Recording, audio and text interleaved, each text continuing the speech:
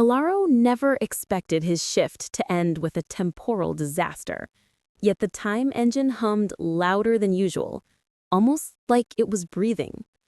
As he adjusted the final stabilizer, the machine shivered violently, spilling sparks across the lab floor. He stared at it with that mix of frustration and disbelief only a tired technician could master. Before he could utter a complaint, a pulse of white energy swallowed him whole.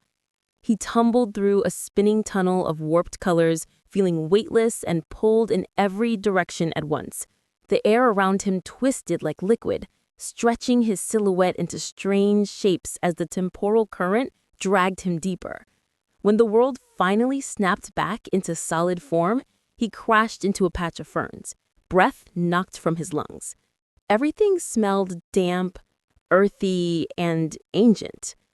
As he pushed himself up, a shadow rolled over him, massive, slow, and impossibly tall. Alaro froze. Looming above the treetops was a brachiosaurus, its long neck sweeping gracefully across the sky like a living tower. The ground trembled with each of its steps. Alaro felt tiny and completely out of place, realizing instantly that he was nowhere near the safety of his lab anymore. His portable interface flickered beside him, glitching from the temporal shock, before projecting a shaky hologram. It revealed a mission parameter he desperately wished was a joke: 3 fractured time cores scattered across the area. Without them, returning home was impossible. Great, lost in dinosaur land, and now it's a scavenger hunt. The first core signal led him toward a dense valley where tall grasses hissed in the wind like whispering blades. Alaro crept forward, sensing a tension in the air that didn't feel welcoming. Every rustle made him jump. The forest here felt alive in a way that watched him, judged him, maybe even hunted him. It didn't take long for that feeling to become very real. A sharp, distinct clicking sound echoed behind him. When Alaro turned, a velociraptor stood perched on a log, eyes narrowed with predatory curiosity. Another slipped out of the brush, then a third, forming an arc around him. He slowly raised his hands, trying to look like less food. Hey now, maybe we can talk this out? The raptors clearly disagreed.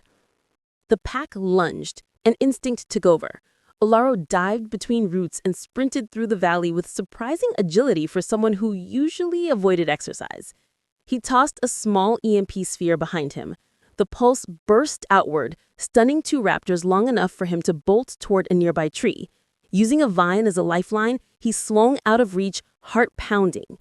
Deep in the valley, a blue glow pulsed from within a raptor nest built from bones and shredded leaves.